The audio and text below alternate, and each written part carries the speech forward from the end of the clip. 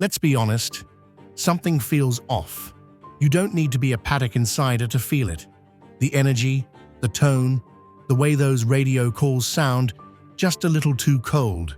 Not angry, but tense. Too tense.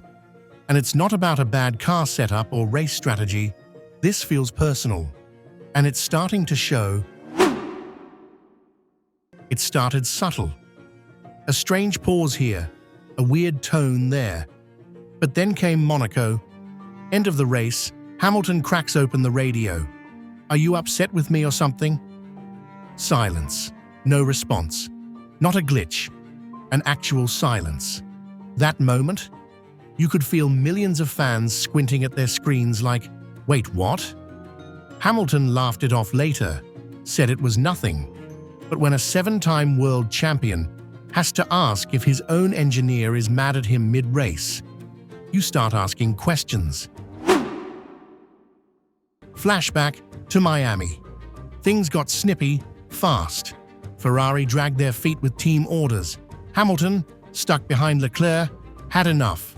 "Have a tea break while you're at it." Oof.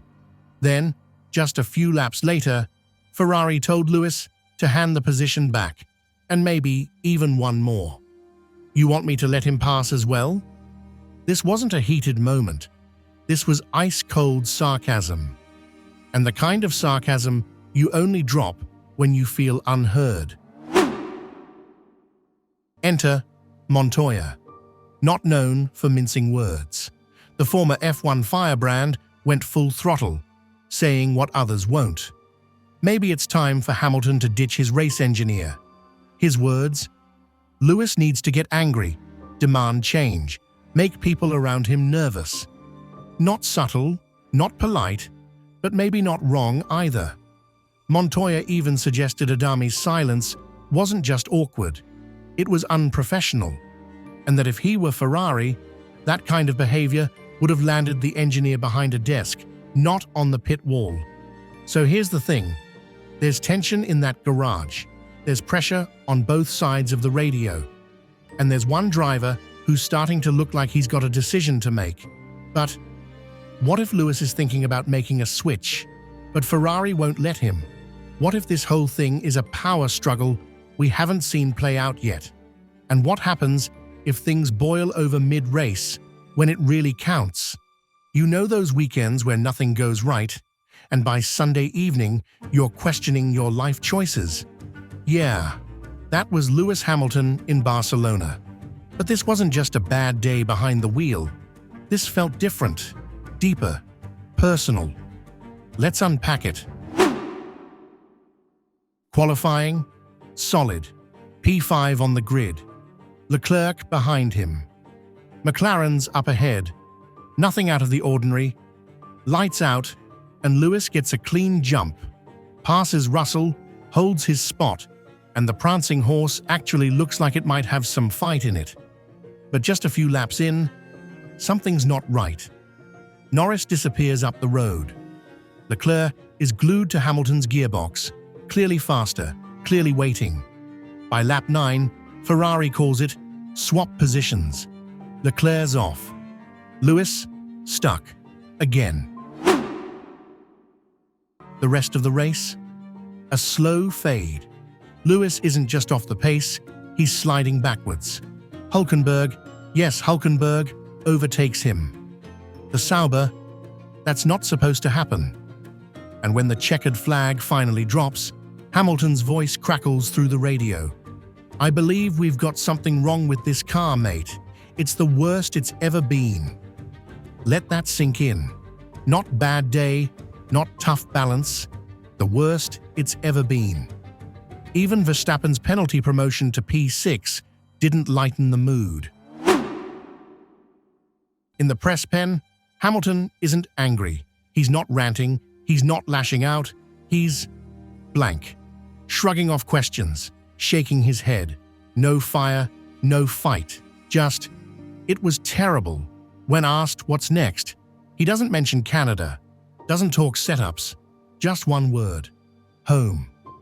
And when a reporter dares to say maybe Ferrari will find answers for him, "I'm sure they won't. it's probably just me. That's not frustration. That's resignation. And it leaves us wondering, is something fundamentally broken in that Ferrari? Has the team lost Lewis, or has Lewis lost the team? And can upgrades really fix a nervous rear end when the vibe in the garage is even worse? You can usually tell where Lewis Hamilton's head is at before he even opens his mouth. It's in the tone, the posture, the way he pulls off the helmet. And in Barcelona, it wasn't just frustration, it was something heavier. Let's walk through it. Friday's free practice wasn't a disaster on the timesheets, but listen to the radio. That was bad. The car is not drivable, mate. That's not strategy talk. That's not tire management. That's a driver who feels like the ground is shifting underneath him. Ferrari suspected a downforce issue. Lewis called it a bad day, but added that with the fix, Saturday should improve. And it did, for a while. He outqualified Leclerc, 5th on the grid. Positive energy. He even said he was going all in for the podium. But by the end of Sunday, well, things fell apart. The race started clean. Hamilton muscled past Russell. Leclerc tucked in behind, but it didn't take long to see what was really happening. Leclerc was faster, clearly, visibly. On lap 9, Ferrari made the call, swap positions, and just like that, Charles was gone, off to a podium finish, while Lewis got stuck in no man's land. No pace, no answers, no grip. And then came the final insult. Overtaken by Nico Hülkenberg's Sauber on the final lap. Post-race, the radio message was brutally honest. Unbelievable, guys. There's something wrong with this car, mate. It's the worst it's ever been. Standing in front of the cameras, Lewis wasn't angry. He looked disconnected. Asked how he felt, he didn't hold back. I just had a really bad day. Nothing else to say. And when someone tried to stay optimistic, suggesting Ferrari might get to the bottom of it, his answer was colder than expected. I'm sure they won't. It's probably just me. But here's the twist. Team boss Fred Vasseur says Hamilton wasn't wrong.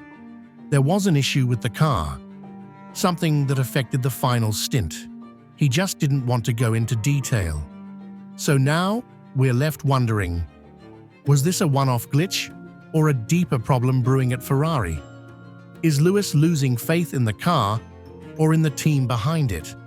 And when a 7-time world champion starts saying, it's probably just me, is that humility or something else entirely? It was fiery, it was messy, and for a moment it looked like Max Verstappen had zero regrets. The Spanish Grand Prix served up more drama than a season finale of Drive to Survive.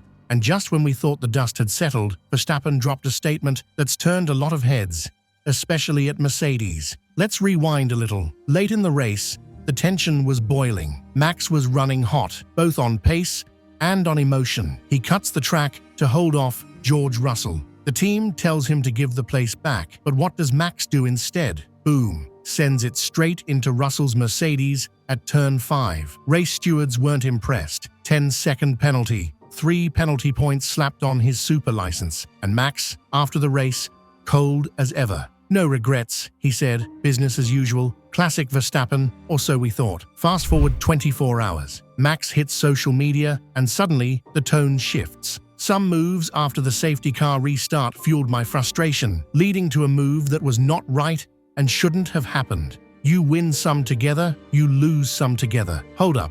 Max just admitted fault on the record. Even Christian Horner liked the post. And if you know Horner, you know he doesn't like anything unless it's part of the plan. But here's where it gets really spicy. That clash didn't just cost Max points on the track. It nearly cost him the next race. The man's now sitting on 11 penalty points. One more and he's banned. Yes, banned. One more misstep in Canada, or Austria, and Verstappen's watching the race on the couch. So now the real question, was this a heartfelt apology, a PR cleanup job, or is Verstappen just trying to avoid the biggest suspension headline since Kevin Magnussen got benched in Baku? You decide, but we're watching, and you should be too. Hit that like button if you're not here for sugar-coated PR. Drop a comment, should Max be forced to sit out if he crosses the line again? And don't forget to subscribe to Paddock Insider, where we don't just report Formula One, we expose it.